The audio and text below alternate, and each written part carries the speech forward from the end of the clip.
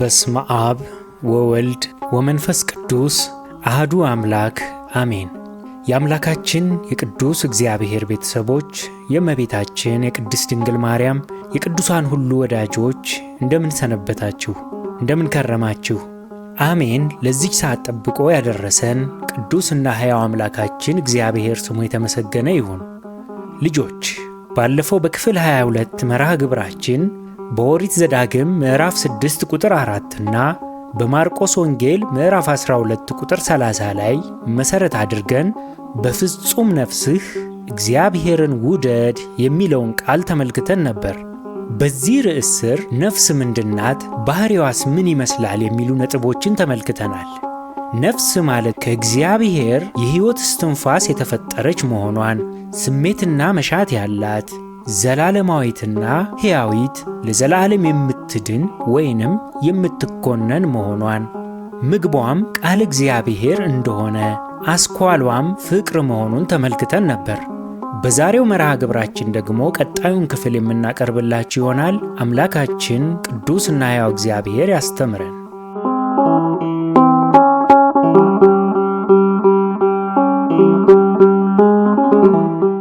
ባለፈው ትምህርታችን ስለ ነፍስ አፈጣጠር ባሕሪዋ ምን እንደሚመስል ያየናት ይህቺ ነፍስ እግዚአብሔር በነፃ ፈቃዷ ሳይገባ በፍጹም ነፍስህ ውደደኝ ብሏል። ይህቺ ነፍስ ታዲያ እንዴት ትውደደው? ፍቅሯስ እንዴት ይገለጥ? መውደዷስ ደረጃ በደረጃ እንዴት ይደግ? የሚሉ ነጥቦችን እንመለከታለን። በፍጹም ነፍሳችን እግዚአብሔርን እንዴት እንውደድ ስንል የመጀመሪያው መንፈሳዊ ሕይወታችንን ማጠንከር ነው። ቅዱስ ጳውሎስ በአንደኛ ቆሮንቶስ መልእክቱ ምዕራፍ 16 ቁጥር 13 ላይ ንቁ፣ በሃይማኖትም ጎልምሱ፣ ጠንክሩ እንዳለን ጨከን ብለን መጠንከር ያስፈልጋል። በእምነታችን በሃይማኖታችን ደካማ ወታደር በጠላት ወረዳ ውስጥ ገብቶ ራሱን ቢያሰንፍ ወይ ለምርኮ ይሆናል ወይንም ደግሞ ለሞት መዳረጉ አይቀርም። መንፈሳዊ ውጊያ ደግሞ ከሥጋዊ ውጊያ ይብሳል። መንፈሳዊ ትጥቃችንን ዘወትር መታጠቅ ይገባናል። ምክንያቱም ጠላታችን እንደኛ የሚደክም፣ የሚተኛ፣ የሚሰላች አይደለምና።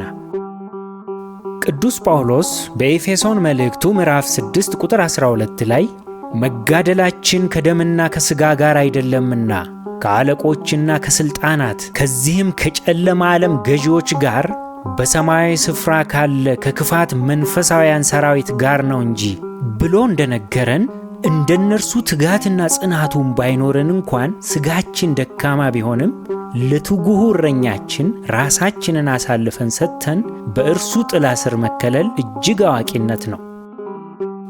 በመዝሙር 121 ቁጥር 4 ላይ እነሆ እስራኤልን የሚጠብቅ አይተኛም አያንቀላፋምም ተብሏልና ጠባቂያችን ታዳጊያችን አያንቀላፋም።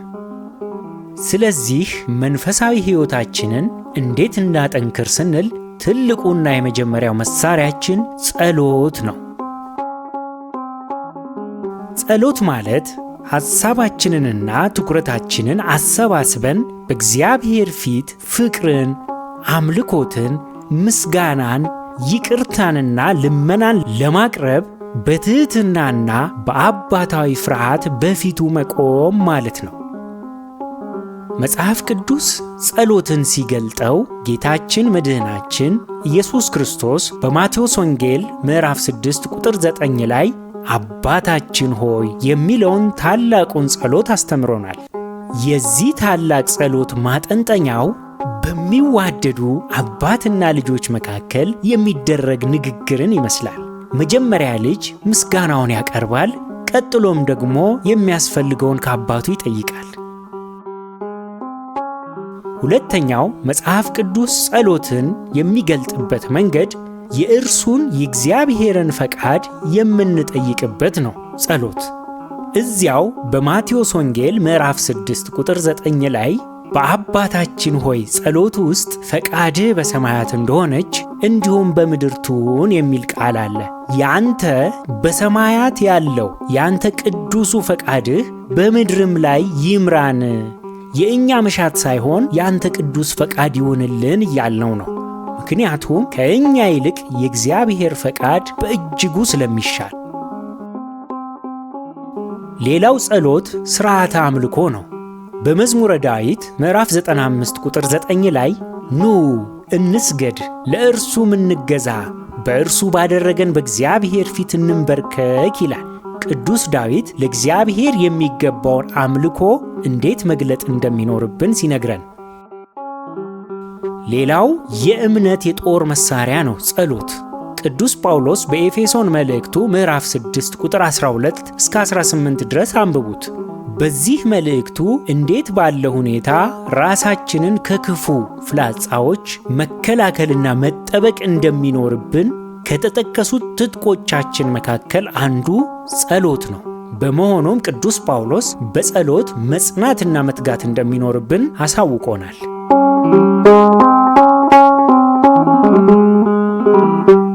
በቀን ወይንም በ24 ሰዓት ውስጥ ቋሚ የጸሎት ጊዜ መመደብ ይኖርብናል። የጸሎት ዋጋ የሚለካው በርዝመቱ አይደለም፣ ነገር ግን በሙሉ ትኩረት ልባችንን፣ ነፍሳችንን፣ ኃይላችንን ሁሉ አሰባስበን በመገኘታችን እንጂ። ይህ ሲባል ግን ረጅም ጊዜ ለጸሎት መስጠት አይጠቅምም እያልን አይደለም። የጊዜ ጉዳይ ምክንያት እንዳይሆንብን እንጂ። ጥቅሙንማ ስንረዳ ከጊዜ ቀመሩ ውጭ ያደርገናል። ጸሎት ራሱ ወደ ሌላኛው ዓለም ጊዜ ወደማይቆጠርበት ያሻግረናል። ለእኛ ግን በአቅማችን ልክ እንነጋገር።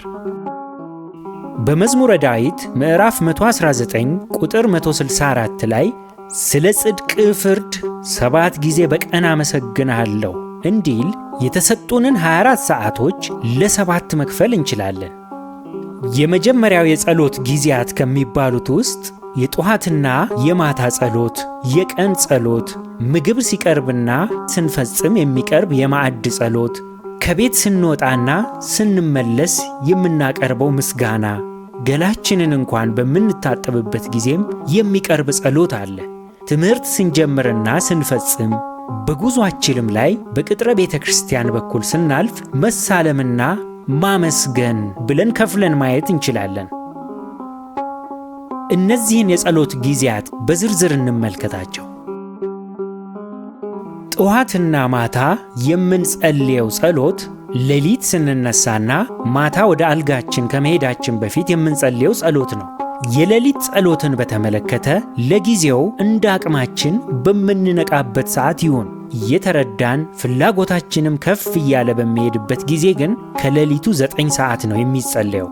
በመዝሙር 92 ቁጥር 1 እስከ 6 እንዲህ ይላል፣ እግዚአብሔርን ማመስገን መልካም ነው። ልዑል ሆይ ለስምህ ዝማሬን ማቅረብ፣ በማለዳ ምሕረትህን በሌሊትም እውነትህን ማውራት፣ 10 አውታር ባለው በበገና ከምስጋና ጋርም በመሰንቆ። አቤቱ በሥራህ ደስ አሰኝተኸኛልና በእጅ ሥራ ደስ ይለኛልና። አቤቱ ሥራህ እጅግ ትልቅ ነው፣ አሳብም እጅግ ጥልቅ ነው። ሰነፍ ሰው አያውቅም፣ ልብ የሌለውም ይህን አያስተውለውም ይላል። እንግዲህ ቅዱስ ዳዊት በሌሊትና በማለዳ የእግዚአብሔርን ምሕረት ማውራት እርሱንም ማመስገን ይሄ ድንቅና መልካም መሆኑን ነግሮናል። ሰነፍ ሰው ግን እንቅልፉን ነው የሚተኛ፣ አያውቀውም፣ አያስተውለውም። ጸሎትም መልካምነቷን አያጣጥማት። በተጨማሪም በመዝሙር 4 ቁጥር 8 ላይ የምሽት ወደ መኝታ ከመሄዳችን በፊት የምንጸልየው ጸሎት አለ። ወደ መኝታችን ከመሄዳችን በፊት በሰላም ጠብቆ ለዋለን ሌሊቱንም የተባረከ እንዲሆንልን እኛ ብንተኛም በመንፈሳዊ ዓለም ታላቅ ውጊያ እንዳለ ግን መዘንጋት የለብንምና የመኝታ ጸሎት እጅግ አስፈላጊ ነው። በመዝሙረ ዳዊት ምዕራፍ 4 ቁጥር 8 ላይ በሰላም እተኛለሁ አንቀላፋለሁም፣ አቤቱ አንተ ብቻህን በእምነት አሳድረኸኛልና ይላል። በሰላም እተኛለሁ አንቀላፋለሁ፣ ለጠባቂ አደራውን ትቼ እያለን ነው ቅዱስ ዳዊት። ጠቢቡ ሰለሞንም በምሳሌ 3 ቁጥር 21 ላይ እንደ አባት ልጆቼ ሆይ ጥንቃቄና ጥበብ አይለያችሁ ይለናል። ጸሎት ታላቅ ጥበብና የምንጠበቅባት መከላከያ የጥንቃቄ መሳሪያችን ናት። በዚህም እንዴት እንደምንጠቀምባት ጠቢቡ ሰለሞን እንዲህ ሲል ይመክረናል። ልጄ ሆይ እነዚህ ነገሮች ከዓይኖች አይራቁ፣ መልካም ጥበብና ጥንቃቄንም ጠብቅ። ለነፍስህ ሕይወት ይሆናሉ፣ ለአንገትህም ሞገስ። በዚህ ጊዜ መንገድን ተማምነህ ትሄዳለህ፣ እግርህም አይሰነካከልም። በተኛ ጊዜ አትፈራም፣ ትተኛለህ፣ እንቅልፍህም የጣፈጠ ይሆንልሃል። ድንገት ከሚያስፈራ ነገር ከሚመጣውም ከኃጥአን ጥፋት አትፈራም። እግዚአብሔር መታመኛህ ይሆናልና እግርህም እንዳይጠመድ ይጠብቅሃልና ይለናል። የጣፈጠ እንቅልፍ በተኛህ ጊዜ ከሚመጣ አስፈሪ ነገር ሁሉ ጸሎት ይታደግሃል እያለን ነው። ስለዚህ ጠቢቡ ሰለሞን እንደ ልጅ ሲመክረን የእግዚአብሔርን ትእዛዛት እንድንጠብቅ፣ እርሱን እንድንፈራ፣ እግዚአብሔርን ለመፍራታችን መገለጫው ደግሞ አንዱ ጸሎት እንደመሆኗ በጸሎታችን ዘወትር ልንጸና ይገባናል ማለት ነው። ሁለተኛው የጸሎት ጊዜ የቀን ጸሎት ነው። በቀን ሰዓታት ውስጥ የምናደርጋቸው የጸሎት አይነቶች ናቸው። ይህም ጠዋት 3 ሰዓት ላይ፣ ከቀኑ 6 ሰዓት፣ ከሰዓት በኋላም 9 ሰዓት ላይ፣ ከምሽቱ 12 ሰዓትና ከምሽቱ 3 ሰዓት ላይ። ይሄ እንግዲህ በኢትዮጵያ ሰዓት አቆጣጠር ነው። በእነዚህ ሰዓታት ውስጥ 2 ደቂቃ የማትሞላ ጸሎትን ማድረስ እንችላለን። ለምሳሌ በመዝሙረ ዳዊት ምዕራፍ 23 ላይ የተጠቀሰው ድንቅ ጸሎት አለ።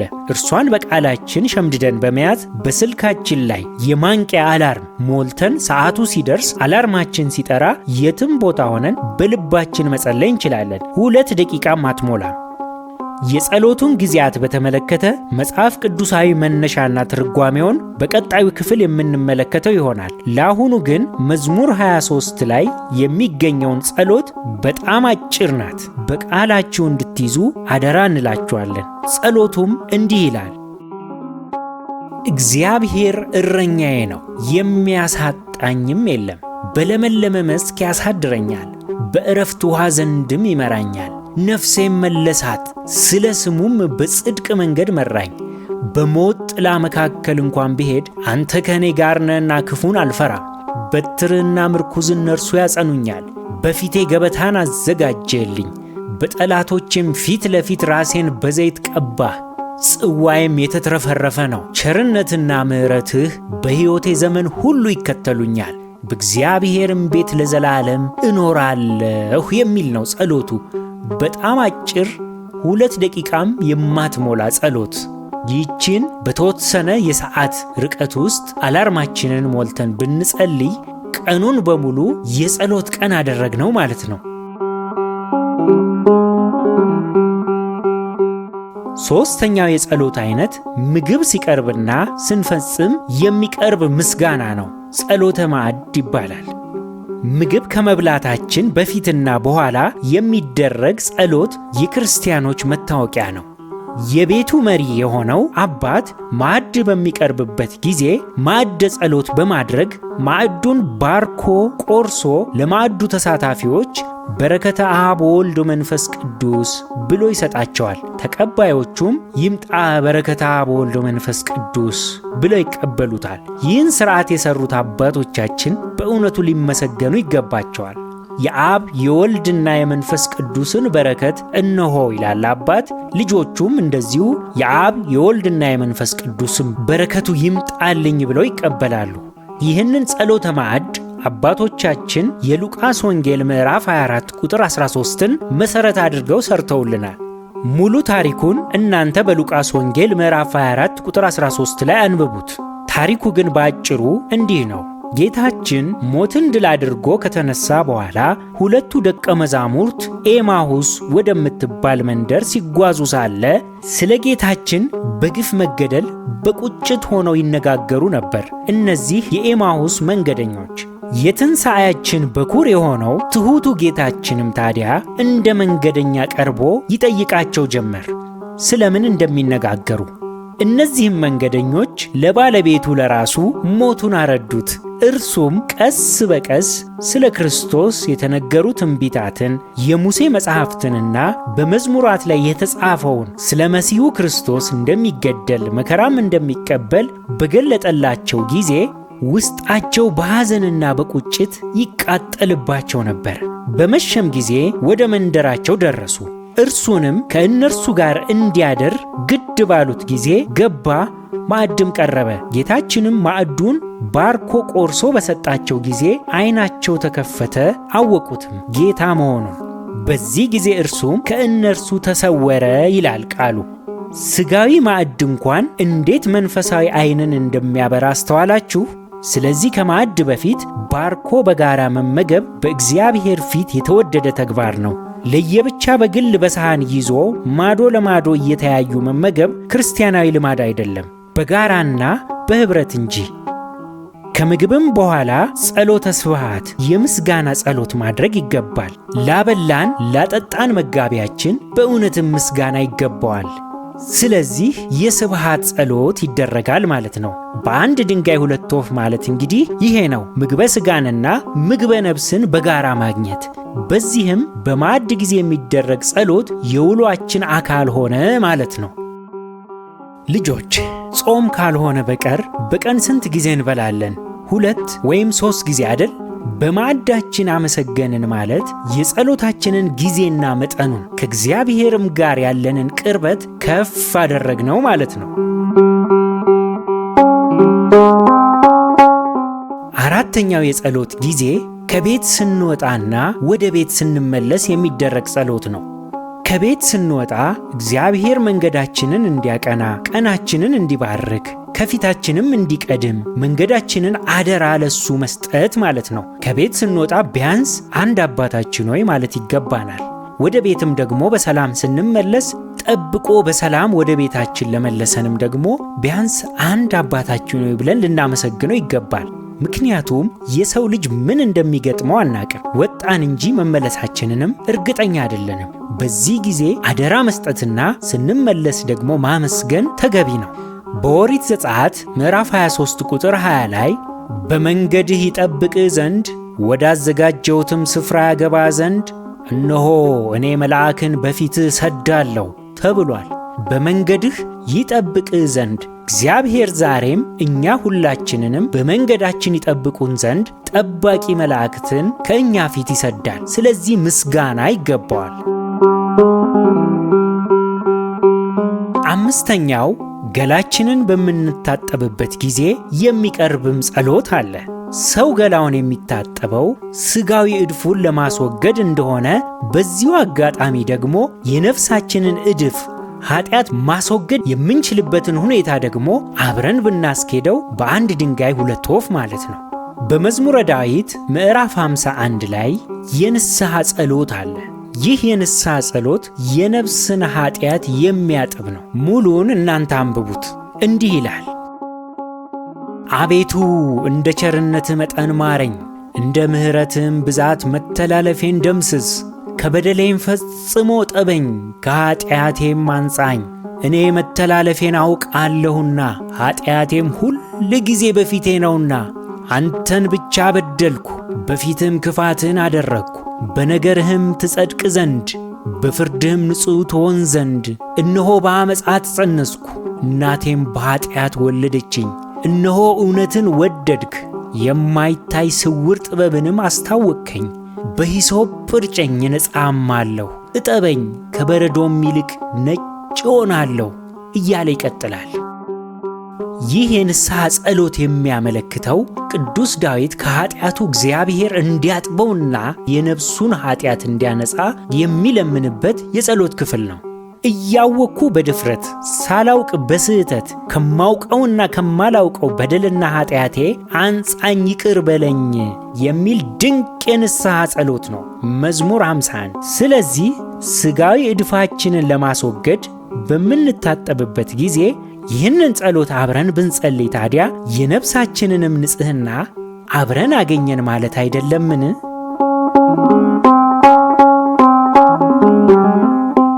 ስድስተኛው ትምህርታችንን ስንጀምር ወይንም ስንፈጽም በሥራ ዓለም ላይም የምንገኝ ከሆነ ሥራችንን ስንጀምርና ስንፈጽም እግዚአብሔርን ልናመሰግነው ይገባል። የጥበብ፣ የእውቀት፣ የማስተዋል ምንጭ የሆነው እውቀትና ማስተዋልን መረዳትን እንዲገልጥልን መጠየቅ ይገባናል። ለምን እንዲህ እንደሆነ ምሳሌ እናንሳ። እስራኤል በባቢሎን ምርኮ በነበሩበት ወቅት ንጉሡ ናቡከደነጾር የተሻሉ ጥበብና ማስተዋል ያላቸውን ምርኮኞች መርጦ በፊቱ ያቆማቸው ነበር፣ ሥልጣንም ይሰጣቸዋል። በዚህ ጊዜ ታዲያ ዳንኤል፣ አናንያ፣ አዛርያና ሚሳኤል የተባሉ የእስራኤል ምርኮኞች በንጉሡ ፊት እንዲቆሙ ተመርጠው ቀረቡ። የንጉሥም ምግብና መጠጡ በቀረበላቸው ጊዜ ለጣዖት የተሰዋውን በልተው እንዳይረክሱ ከንጉሡ ፍሪዳ ይልቅ ጥራጥሬን ከወይን ጠጁም ይልቅ ውሃን መረጡ። ፈቃድም ጠይቀው በጾምና በጸሎት ለ10 ቀናት ከቆዩ በኋላ እንዲህ ይላል በትንቢተ ዳንኤል ምዕራፍ 1 ቁጥር 17 እስከ 20 ለእነዚህም ለአራቱ ብላቴኖች እግዚአብሔር በትምህርትና በጥበብ ሁሉ ዕውቀትንና ማስተዋልን ሰጣቸው። ዳንኤልም በራእይና በሕልም ሁሉ አስተዋይ ነበረ።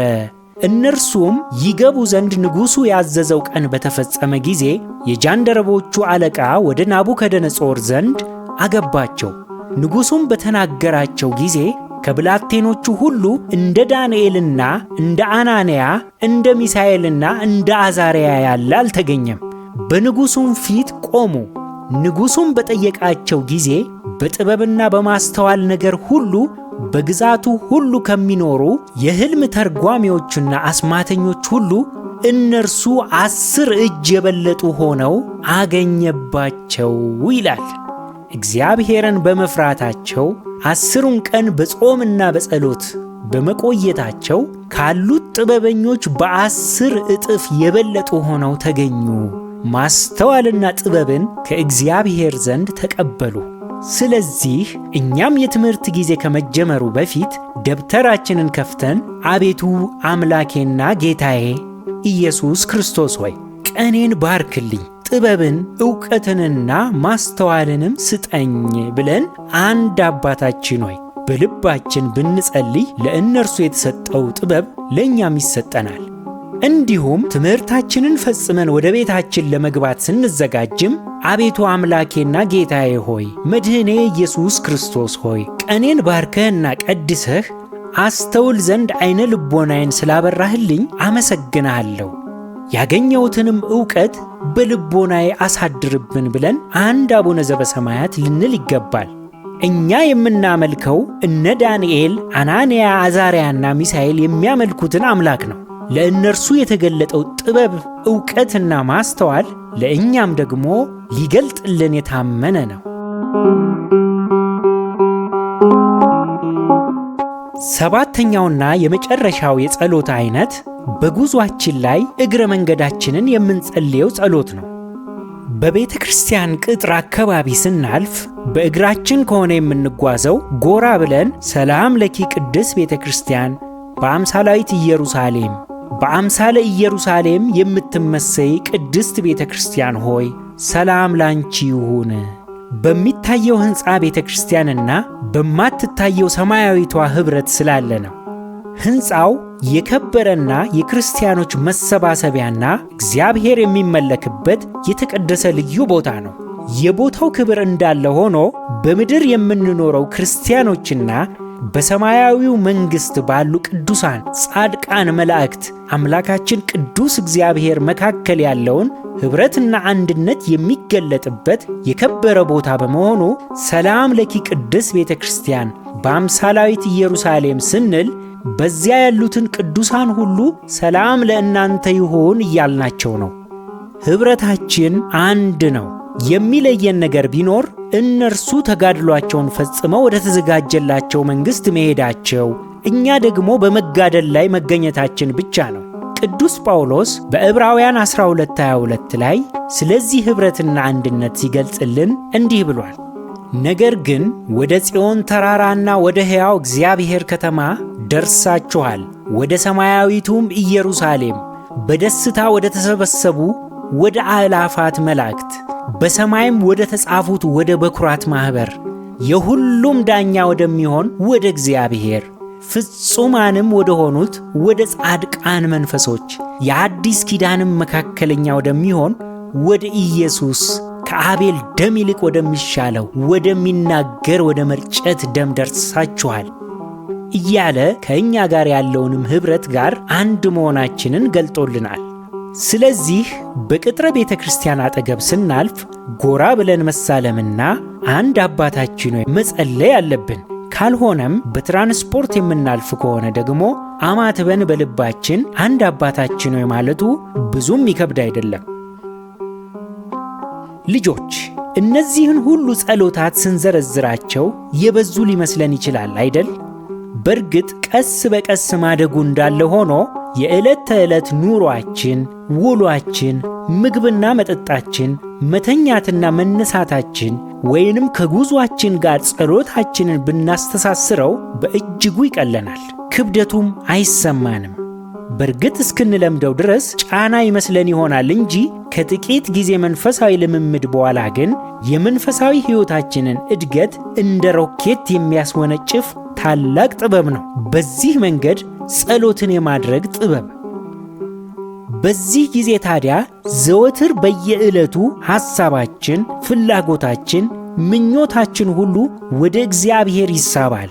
እርሱም ከልብ ወዳጅ የቀረበ ፍቅሩ የማይጠገብ ጥበቡ ተዝቆ የማያልቅ ማስተዋሉ ወሰንና ልክ የሌለው ጥብቅ ወዳጅ ይሆንልናል እግዚአብሔር።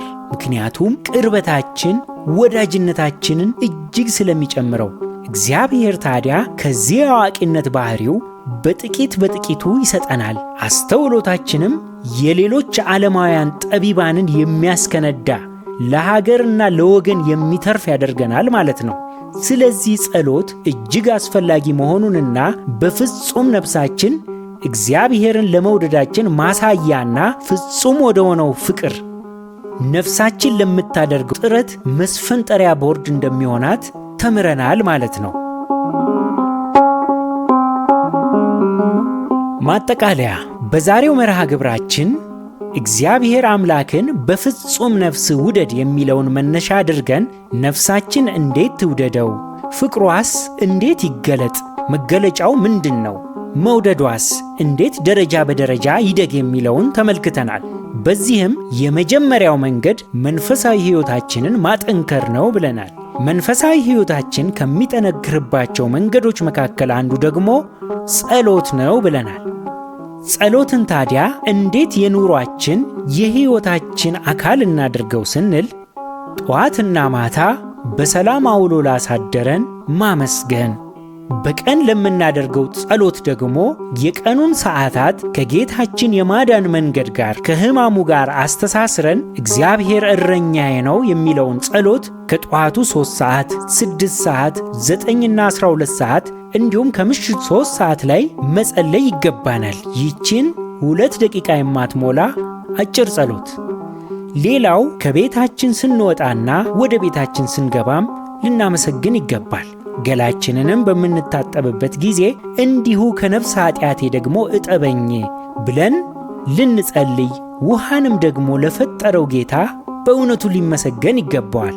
ትምህርታችንን ወይንም ሥራችንን ስንጀምርና ስንፈጽምም በጉዟችን ሁሉ ላይ ቤተ ክርስቲያን ባለበት አካባቢ በምናልፍበት ጊዜ በመሳለም ማመስገን እንደሚገባን፣ በዚህ ሁሉ የሕይወት እንቅስቃሴ ለእግዚአብሔር ያለን ቅርበት፣ ፍቅራችን፣ መሻታችን ሁሉ ለእግዚአብሔር የሚቀርብ የተወደደ መሥዋዕት እንደሆነና ነፍሳችንም ቀስ በቀስ ወደ ፍጹም ፍቅር እንደምታድግ ተምረናል፣ ተመልክተናል ማለት ነው። መርሃ ግብራችንን ከመቋጨታችን በፊት የመወያያ ጥያቄዎችን እናቀርብላችሁ። የመጀመሪያው ጥያቄ፣ ጸሎት በእናንተ መረዳት ምንድን ነው? እንዴትስ ትገልጹታላችሁ? የእናንተስ የጸሎት ሕይወት ምን ይመስላል? ጸሎታችንን እንዴት ከሕይወታችን ከውሏችንና ከአዳራችን ጋር ማስተሳሰር እንችላለን በሚሉ ነጥቦች ላይ በግልጽ ተወያዩባቸው። ልጆች፣ የአንዳችሁ ተሞክሮ ለሌላችሁ ትምህርት ስለሚሆን በግልጽ ተወያዩ፣ አትደብቁ። የዛሬው መርሃ ግብራችን ይህንን ይመስላል። ያስተማረን የመከረን የአባቶቻችን የቅዱሳን አምላክ የእኛም አምላክ ቅዱስና ሕያው እግዚአብሔር ስሙ የተመሰገነ ይሁን። የእግዚአብሔር ቸርነት፣ የእመቤታችን የቅድስት ድንግል ማርያም ማላጅነት፣ የጻድቃን የቅዱሳን ሁሉ ተራዳይነታቸው አይለየን፣ ይቆየን። ወስብሐት ለእግዚአብሔር ወለወላዲቱ ድንግል ወለመስቀሉ ክቡር።